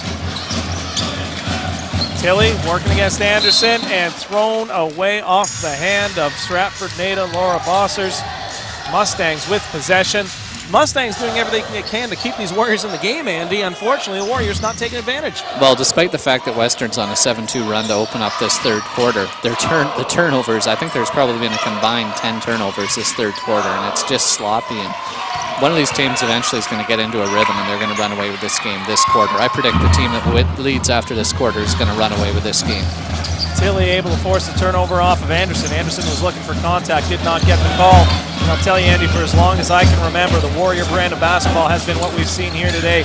Absolutely aggressive, not always the most polished team, however, always a total team effort, and never a team that you enjoy playing against if you're on the court. No, and I mean, from the viewer's standpoint at home right now, it's one of those games that's hard to really get into and watch, but it's such an important game. I think we're going to see a pretty thrilling finish, so stick around, enjoy this, and enjoy some OUA basketball. And if you're bored and you're looking for something to do, next game is the Jam the Gym game, Saturday, February the 6th, 1 and 3 p.m. here at Alumni Hall. Wear purple, get in for free. The in-person view always a little better than the one on your couch. However, if you are unable to make it, Rogers TV will be bringing that game to you from Alumni Hall. But we'd love to see you out here. Come on by and say hi to us on the floor. You never know, you might find your face walking across the TV screen right there. Jam the Gym, Saturday, February 6th against the Guelph Griffins. Always a terrific rivalry between the Mustangs and the Griffins. Well, Laura Bacot just picked up her 11th rebound there, and a lot of those on the offensive glass. She's just having a terrific game here for the Waterloo Warriors. 8 points all in the first half. She's got 11 rebounds. She does have 3 fouls, but as we see her at the line here, adding to her point total, now has 9. Western's got to do a better job in their defensive zone and box out, like Matt Spencer said at the half. And it's just inexcusable right now when you have a size advantage. Beacott with number 10 right there. Give her the double-double on the game. Something we're so familiar with here at Alumni Hall after being treated to Bess Lennox over the last couple of years. Missed double-double herself. There is Self. Speaking of double-double, she's a player that can get it done in a hurry. Had one on the weekend at MAC, and there are her third and fourth points of the game. Finding the bottom of the cup. That is Bossers working against Anderson. Gets her off the ground, but nothing brewing. Hold it inside to Beacott. Beacott working against Parks. Goes to the jump hook, and that is good. Laura Beacott, 44-40, the score now in favor of the Mustangs, and the whole league knows Parks. You got to watch out for her offensively, but defensively she can be a one-on-one liability. Here is Lundstrom, likes what she sees from the arc, no good. Mallon working for the rebound, can't swipe it away from Holden. Holden pushing up, decides to pull back, rotate the ball to Shea. Shea looking for Tilly at the arc, wide open look. And no good, thankfully, right there for the Mustangs as she nearly cut this lead back to the half-court score of a 1-point difference. Becky Williams coming back into the game now for Lundstrom. Erin Tilly had an absolute gift of a shot right there, but unable to convert on the play. Well, Holden was open. She could have looked at it. She's 1 for 8. Tilly's 0 for 6, 0 for 7 now with that shot. So they're combined 1 for 15 in the game. So maybe Western is forcing them to take some shots as Anderson trying to make this a 3-point play. What a terrific move. We talked a little bit earlier in the game about Amanda's ability to move into the OUA record books. She averages 18 points a game through her last 8 games, which is certainly something that's quite achievable for such a star player. She's going to move into number 2 all-time in OUA career scoring history. Right now she sits 4th in the OUA all-time scoring history. She entered this game with 1,478 points. She'll probably move into number 3 before the Lakehead weekend, the last 2 games of the regular season. And then we may see her move into number 2. She's not going to be able to catch the first place leader with a great career at Laurentian University and Cass Carpenter with over almost 2,200 career points. But Amanda Anderson on a team where she's done a lot of assisting and done a lot of great work off the ball, to move into number 2 just shows how much of a dominant player she is. Bossers front iron, no good. Warriors working hard for the O ball. Anderson, the victim right there, turning it over to the Mustangs. Just to carry off of your thought there, Andy, having watched Carpenter play in her 5-year career up there at Laurentian every time she came down, as you mentioned, certainly 2 different roles, Anderson versus Carpenter. Carpenter, somebody who comes in and from day 1, CIS Rookie of the Year in her first year, multi-time CIS All-Canadian, I believe 2, if not 3 times. 3 times in her career, named to the CIS second team. Self short on the 3, no good. Parks able to bring one down. Holden giving her a hug for the foul. Mustang possession. But Carpenter, a woman who the offense has run through for her entire career. You look at Anderson, some of the players she's played with. In her rookie year, she had players such as Lamparski on the team. She had players like McCall, players that she had to defer to in her early years. You had a player like a Bess Lennox throughout her career every year, except for this last one, who obviously had a significant role in the scoring, particularly last season. So Amanda Anderson, as you say, just a terrific testament to her that she is so high in these career standings, given all that she has, all the great players she has played with in her time. Well, that's Western's 15th turnover this game. The assist-to-turnover ratio, 13-15 for Western. That's not a stat that's very, very appealing. It's 10 assists, 16 turnovers for Waterloo right now. Coach Barry's certainly going to have a word with the girls next practice about all the turnovers here at Alumni Hall. Speaking of Amanda Anderson going the other way, Anderson working hard against Holden. Holden elects to take it at her. Anderson the better on that play. She now has 11 points this game along with 4 assists. Definitely starting to get hot here late in the third quarter. Western has a 9-point lead. And you mentioned it, Andy, the team that finishes this quarter on top of the scoreboard, likely in a good spot as the other team will be forced to play big-time catch-up. And catch-up not something that either team looks very capable of, given the sloppy play. There is Holden lifting a 3, no good with the shot clock winding down. Tilly with an offensive rebound for the Warriors. Holden working against Anderson. 9-point lead for the Mustangs. Minute 40 to play. Brown up at the top. Brown into some trouble, can't find an outlet. There's Holden now coming down from the top of the arc off the glass with the lefty against Anderson.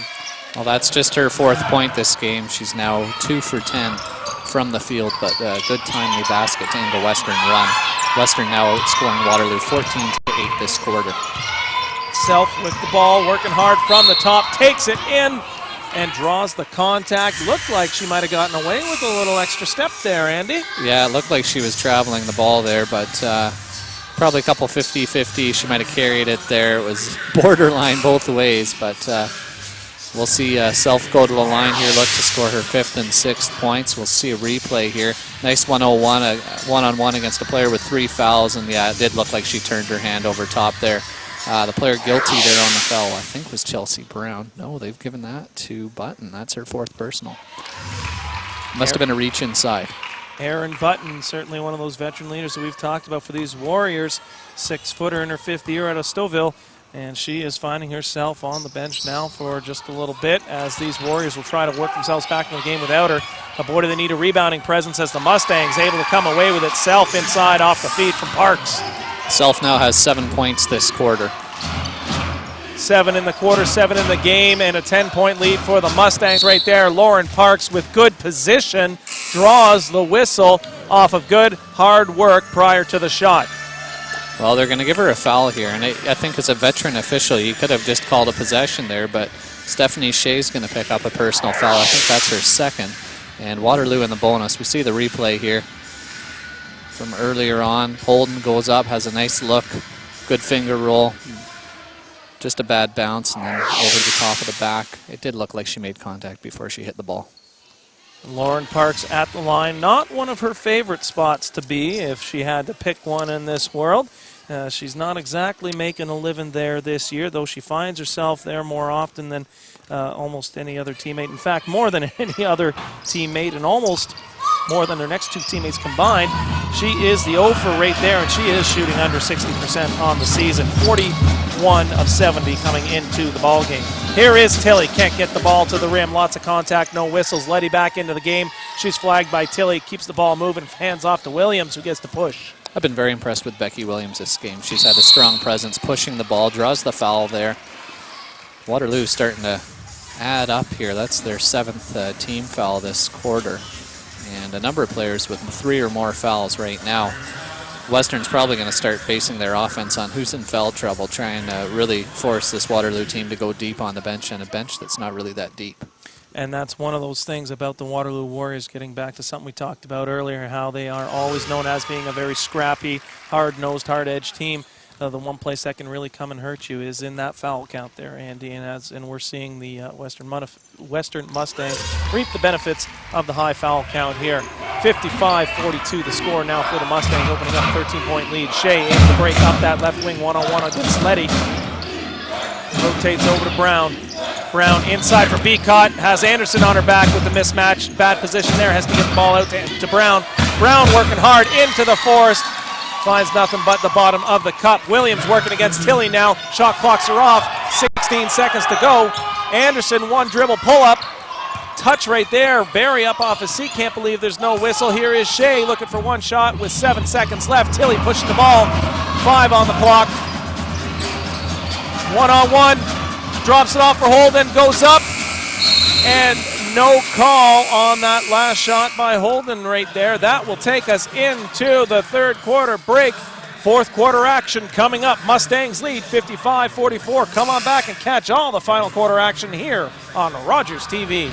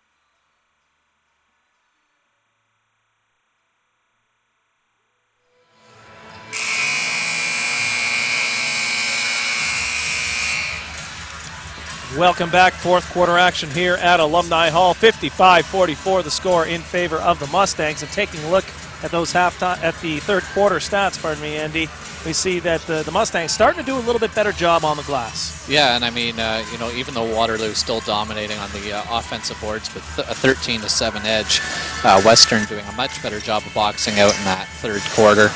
The other thing that's standing out, Western continues to shoot very well. They're shooting 40% from the field, 20 for 50 on their attempts. While we have a brief moment here for any fans looking to catch some varsity sports action at Western this weekend, the Mustangs are hosting a fundraiser for Haiti.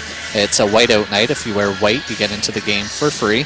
That's at 6 and 8 p.m. at Alumni Hall on Friday, January the 29th. Western's men's volleyball team riding a 10-game winning streak. The women in the top 4 in the OUA, and a very competitive OUA division this year. So those games 6 and 8 p.m. against Windsor. Wear white, get in by donation, and all those donation monies go to the Red Cross as part of the Haitian Relief Fund. Western Mustangs always counted on to do their part in the community, and Andy Watson, the sports information director here at Western, certainly a big part of all those initiatives, and we certainly send our thanks out to the Western Mustangs for all that they do, both at home and abroad. Mustangs able to get the first basket of the fourth quarter, 57-44 on top. And as we pour over that stat page right there, we see Caitlin Letty with those 13 points and 3 boards, having herself a nice game, going along with Amanda Anderson, who's already got 11 for those Mustangs. But really the stat that jumps out most of all, the lowest scoring player for the Mustangs right now, Rebecca Moss, starter, with only 2 points. Yeah, and she's only attempted 2 shots. She's had 6 rebounds, all on the defensive glass, 3 fouls, so she's been somewhat ineffective this game, but nice thing is she's only got 1 turnover on top of that.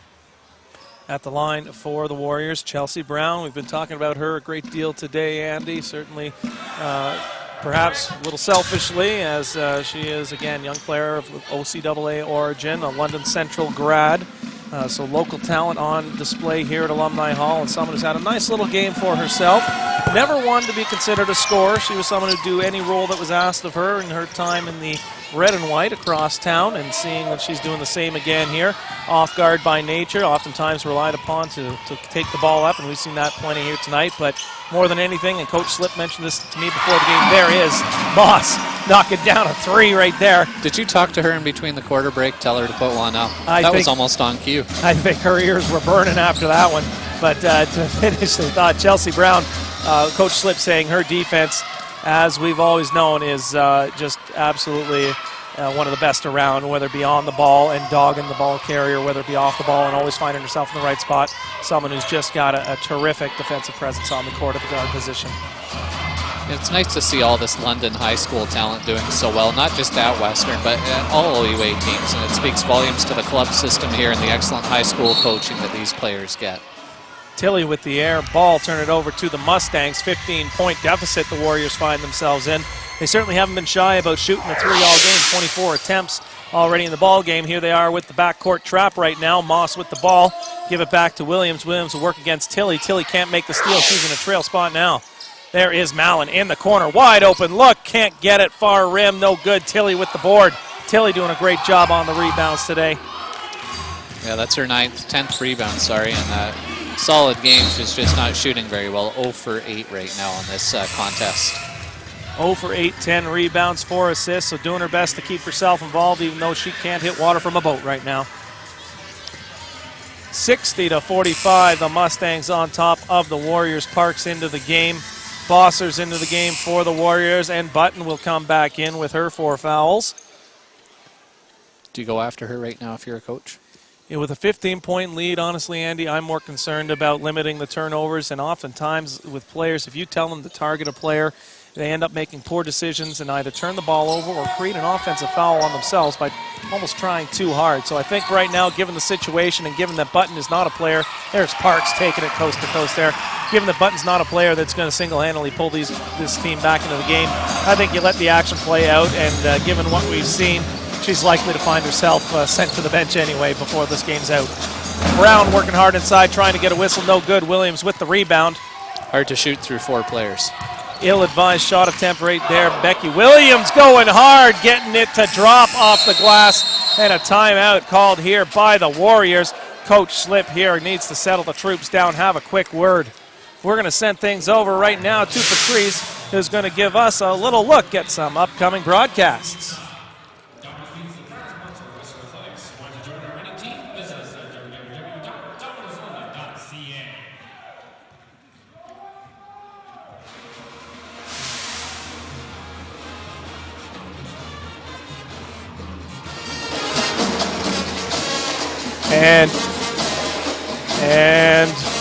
And we apologize to our viewers at home. Slight technical difficulties. We'll make sure that we get Patrice to you momentarily.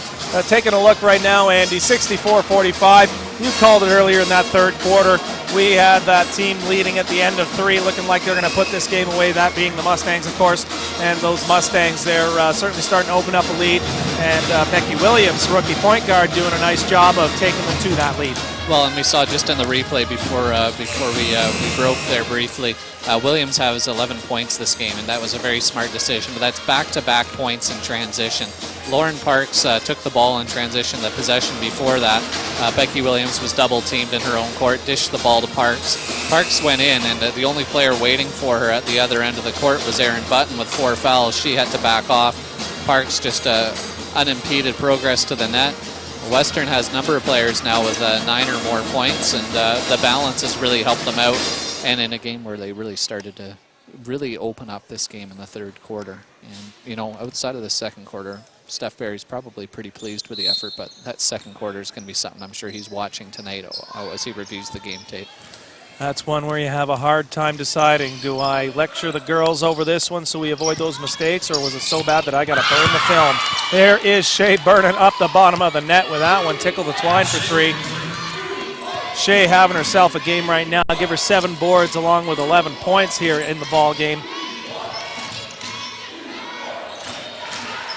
Parks there, and another nice open look, and again, no help on defense. She just goes uncontested. But you were talking about Shea, and as she put that 3 ball in, now has 14 points on the game, and another 3 reigning here from the Waterloo Warriors.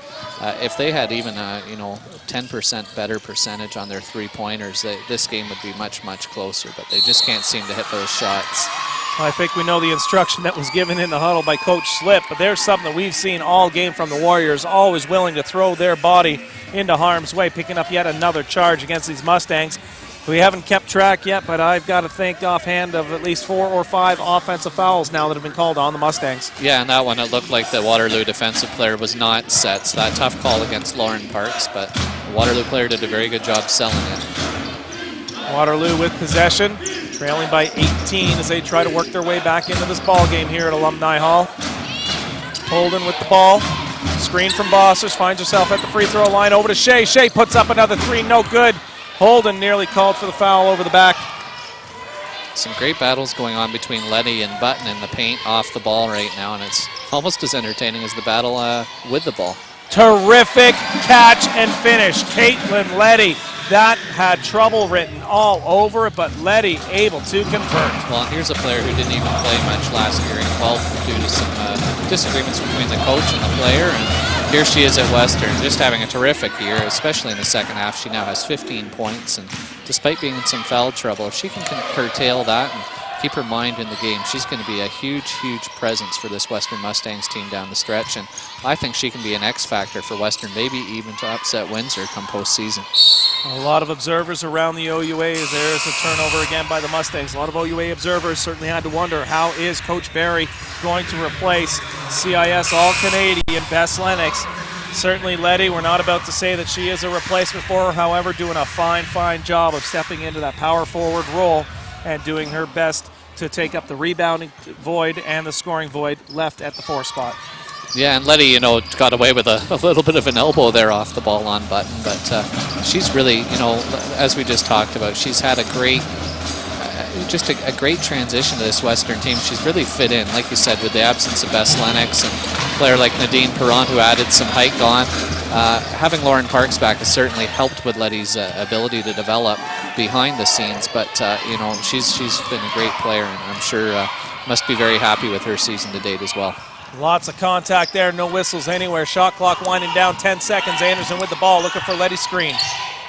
There is the screen. Letty rolls, nothing doing. Anderson rotates to Moss. Moss is going to have to look to create. Goes right side, no good, no rim. Loose ball, so the referees have to blow the whistle for the shot clock violation. Substitution coming in is Tilly for the Warriors.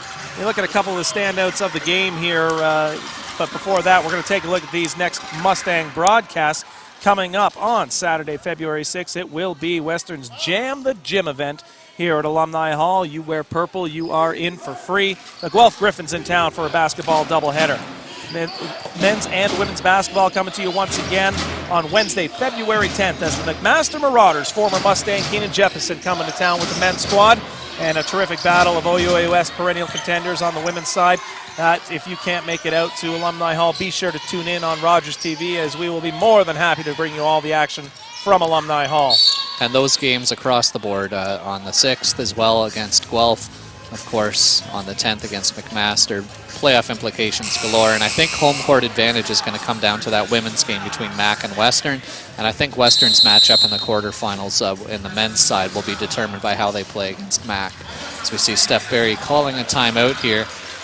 You're up by 20, you have your biggest lead of the game. What do you tell your players right now? And you as a coach can shed some light on this, Kevin, because I have no idea what you tell them. He's not happy right now, though. 20-point lead, no matter where you are in the ball game, you are concerned about how you're executing. That's something I've always known about Coach Barry, is his primary concern in terms of the basketball side of things for his team is always execution. Doesn't matter what stage of the game, you can be up 30, you can be down 20.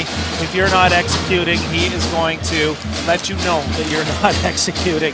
He is a young man that holds his players to the highest of standards on the court and off the court, certainly as well, in terms of their academics and their development as young women, but certainly on the court right now, he wants to see them honoring their assignments and taking care of their assignments. He does not want to see people falling into bad habits and relying on a 20-point lead to save the day right now, because the Waterloo Warriors, given their acceptance of shooting the three, they could find themselves cutting into this within a 2-minute span. They put a couple of possessions together, get a couple of stops, all of a sudden you might have a 9-point swing, and you got a ball game coming down that last 2.5. Well, and I think probably consistency is something that is of concern to him. We talked about the second quarter laps being outscored 20-11. They've lost 3 of their last 6 as well, so you know, putting a string of wins together and some strong finishes, I think, will be important. Western now has 4 players in double-digit scoring. Lauren Parks, Amanda Anderson, Becky Williams with 11 each. Caitlin Letty, 15 points. And we may even see 2 more here as she picks up the rebound. Letty trapped by 3. Letty takes it hard, and you hear Coach Slip picked up on the floor mics right there, and the refs have had absolutely enough of his voice right now. He has been teed up following the foul call. Coach Slip engaging the refs right here, much to their displeasure. The refs coming over to have a quiet word. He cannot believe that the 3-second call was not made. And I got to tell you, Andy, right here, I think we all know this is a little bit of Coach Slip trying to stand up for his girls right now and try to motivate them this last 4:30 and let them know that this game is far from over. He's not quitting, and neither should they. Yeah, and I think he's got a valid point. It looked like she was setting up camp in there, and you know, even though she missed the original shot, it never hit the rim. So there was no reset on the shot clock. She stayed in the paint and fought on the ground for that loose ball. It should have been a 3 in the key call from my layman's perspective here in the color commentator booth. Letty good on 2, and layman or not right there, you hit the nail on the head because she mishandled that pass right there. She created what looked to us like a 3-second call, but there you see Coach Slip still surveying the floor right there. Absolutely incensed that that call was missed. Anderson now at the line shooting the technical. 2 shots and possession coming here for the Mustangs. And Letty, you see, with 17 points already, 11 apiece for Williams and Parks. Give Anderson 13 now in the ball game. But just to go back to Becky Williams for a minute, she has 5 steals, 4 assists, and 6 rebounds to put on her stat sheet as well. So Becky Williams in her first start of the season, I believe, having herself a whale of a ball game and proving to her coach that she is able to handle any bigger role that comes her way in her future years at Western. And another London product, so it's great to see her performing well in her hometown university. Becky Williams launching 3 from deep, no good. Lundstrom comes in, getting aggressive on that ball. And there you see Coach Barry right there, getting right out on the floor. And as we just mentioned a moment ago, execution is the key. If you are not taking a shot you should be taking, if you're taking the wrong shots, if you are not running the offense the way it should be run, he is going to let you know about it. Execution to a T all the way down the stretch. Well, here's Williams with the steal. Inside, no good. On the replay there, you saw Lundstrom almost giving a high five to Rehan Holden. Such a easy call on the foul, but you're right. And Steph Barry has to continue to preach excellence. He's got to continue to preach, here's the things you need to do to be successful, and especially with some of the younger players on the team as they adapt to OUA basketball. Well, it's certainly something that around the recruiting trails, he is well known for his attention to detail and his demands of excellence. You heard it come through in the interview we had at halftime with Jacqueline Self and Jenny Vaughn. Offensive rebound to Moss, puts it up, no good. Rebound for the Warriors. Lundstrom doing her best to agitate that situation. Out of bounds ball to the Warriors. But you can hear it come through loud and clear, talking with Jacqueline and Jenny, two players both who have national program experience with the NITA Academy. Jenny Vaughn playing with the junior national team, both with NC2A experience. And to a person, they said that one of the reasons we chose Western is Coach Steph Barry and the fact that he runs one of the most high-class operations in Canada. It was an easy decision for them coming back where they were headed. Ball out of bounds. Possession will go to the Warriors, and down on the floor right now, going hard to the ground, was Tilly. She will need a moment to collect her thoughts down there. We take a look on the replay, try and see what happened there. You see Tilly, number 9, going hard to the ground, and she took a bit of a shot as she went down. Looks like she might have caught something across the bridge of the nose, but she is up and okay, walking off, blinking out the stars right now, as she took a good little hit right there, and the Warriors will use a timeout right here to allow her to collect herself, as they are likely to keep her on the court to get some valuable experience. Now it looks like she cannot return right now. She will take a break, but down 73-48 right now. You understand if you're the coach on the down end of that score there, Andy, the chances of the comeback right now probably aren't there, but this is important learning time for everybody on your team. Most of the starting lineup, in fact, is out there for the Warriors, as this is a terrific opportunity for them to keep on working on their execution.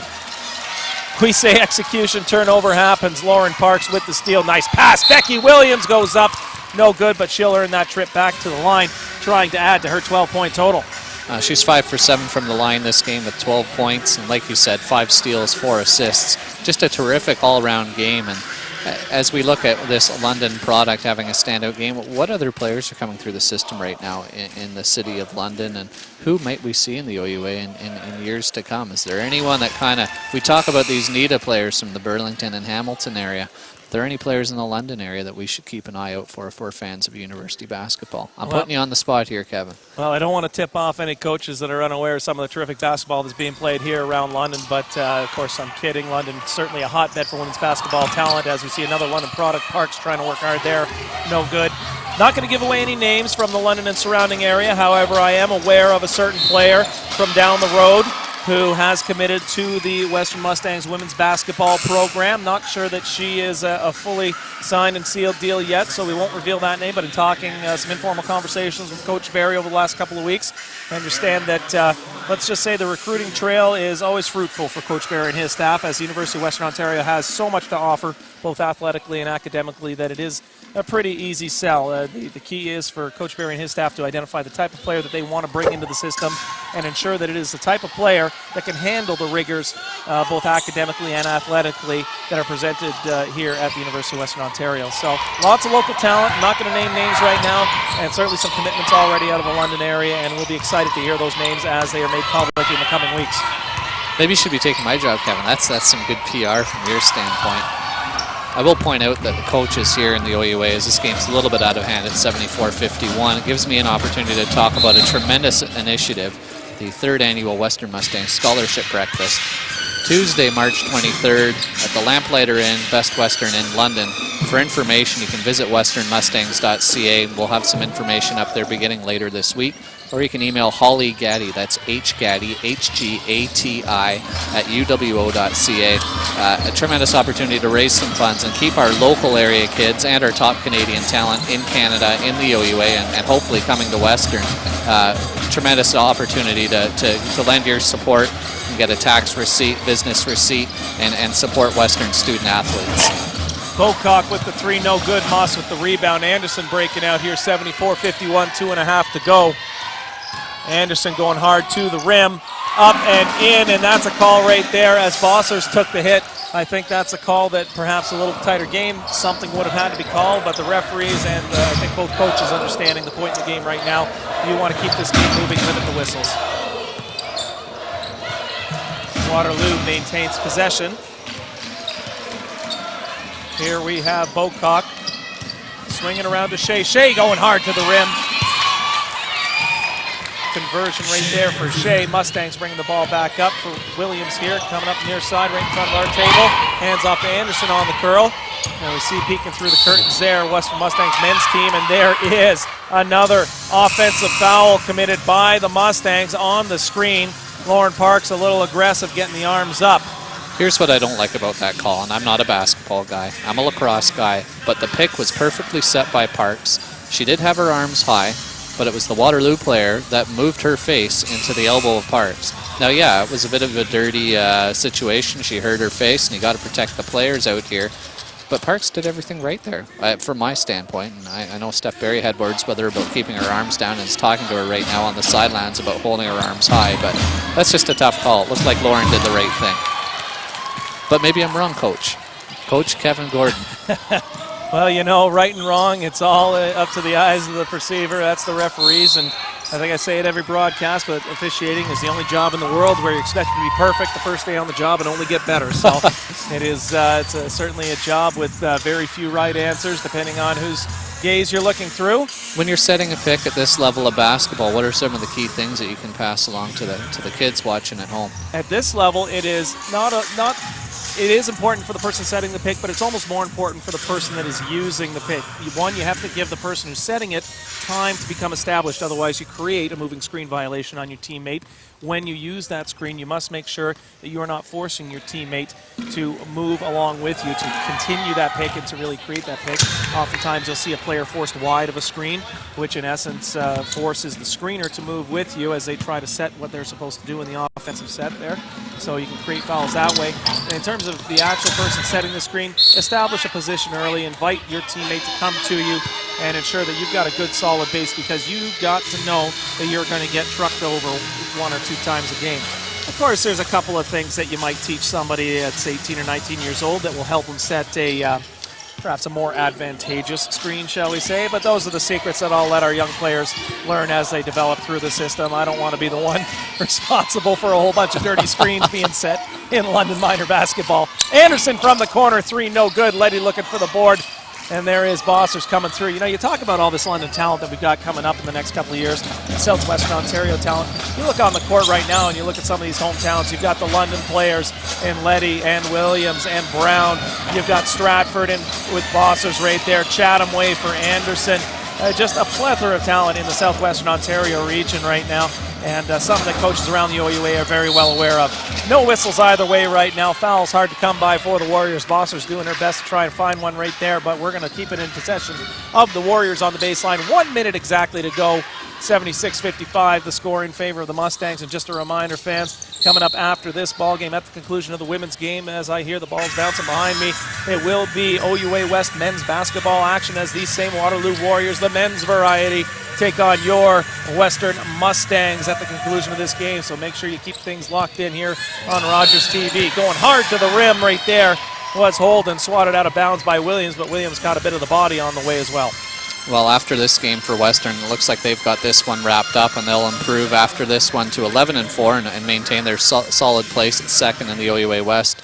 Next up is a battle against the currently 7-7 Wilfrid Laurier Golden Hawks. Laurier, of course, right now, I believe, playing McMaster tonight, and should be an important game for them. They're within reach.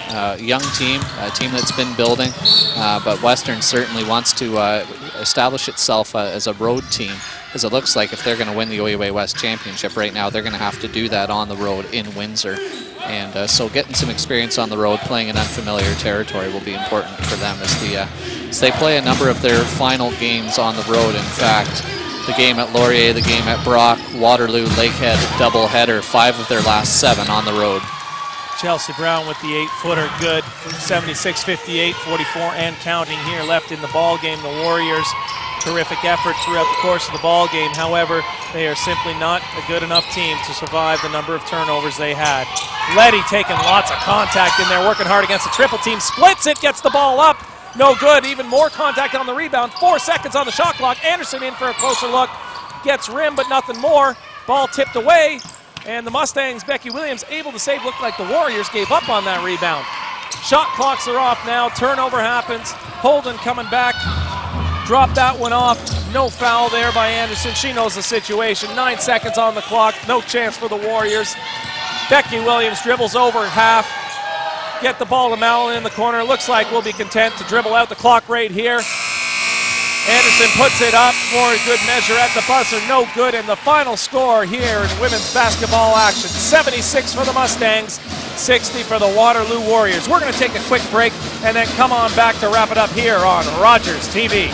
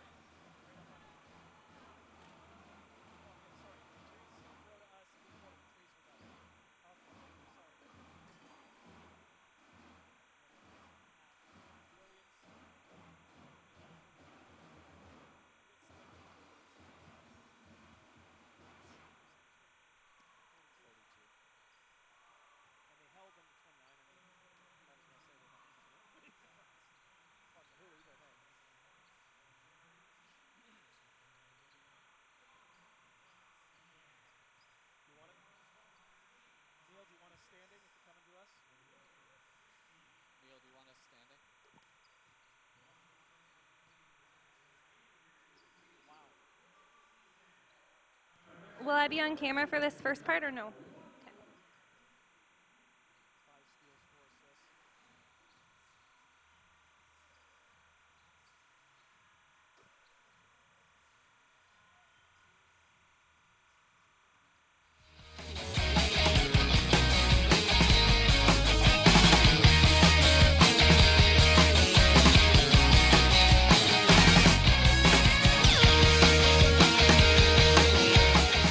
We'll take a quick look at the upcoming Rogers broadcast, the 54th Annual Sports Celebrity Dinner and Auction, this Saturday, January 30th at 8 p.m. here on Rogers TV. And if you miss it on Saturday, it will be shown on Sunday, January 31st at 9 a.m. Mustang Sports on Rogers TV, we've got men and women's doubleheader basketball action Saturday, February 6th. The Guelph Griffins are in town at the Western Mustangs. That'll be airing on Rogers TV at 2 p.m. Taking a look at the Rogers TV game day, we've got OCAA basketball Sunday, February the 7th, the Niagara Knights versus the Fanshawe Falcons, and that'll be airing on Rogers TV at 6 p.m. Taking another look at Mustang Sports on Rogers TV, we've got doubleheader basketball action again Wednesday, February the 10th. The McMaster Marauders are in town against your Western Mustangs, and that'll be airing on Rogers TV at 7 p.m. Now we'll throw things over to Kevin Gordon and Andy Watson for their wrap-up of the game. Well, thank you very much, Patrice. Certainly this ball game here, Andy, something that early on, and especially at the end of that first half, we did not expect to see the score we did. The Mustangs clinging to 1-point lead going into the locker room right there, but certainly a tale of two halves here at Alumni Hall. Yeah, and I mean, after a really poor second quarter for Western being outscored 20-11, they went on a nice 41-26 run in the second half, and really after that third quarter, the game was never in doubt. Caitlin Letty had a fantastic game. Despite getting into some foul trouble in the third quarter, she finished with 17 points and really played a very physical game in the paint. Lauren Parks off the ball with some terrific ball screens, off ball and on ball. But a player that also stood out for us, and we talked about her throughout the broadcast, was Becky Williams. Becky had just a terrific game in her first start for the Mustangs. Only 3 of 10 shooting from the field, but given all the trips to the foul line, she did finish 13.7 boards, 5 steals, and 4 assists. So quite a nice stat line for her to take home in her first start here at Alumni Hall. And really of note there, Andy, on that roster, you look up and down the Mustang roster, 8 players into the game, 4 of them scoring in double digits. Yeah, and 2 of them with 9 points as well. So, I mean, Western's depth in scoring that game, it wasn't just one player. It wasn't just Amanda Anderson. It wasn't just Lauren Parks. It wasn't just Caitlin Letty. It wasn't just Becky Williams. The depth that Western showed, and even considering that they had a player like Kelly Molden sitting on the bench with injury, Melissa Rondinelli with injury, it's great to see that depth and the ability for Western to go to different players at different moments in the game to have some key scoring. Well, we're going to wrap things up here from the table, get ready for the men's game, but we'll throw things over to Patrice, for one final word. Patrice. Thanks so much. We'd like to thank our producer, Neil Johnson, and also the production crew, of course, our commentators, Andy Watson and Kevin Gordon. I'm Patrice Whiffen, and thanks for tuning in here on Rogers TV.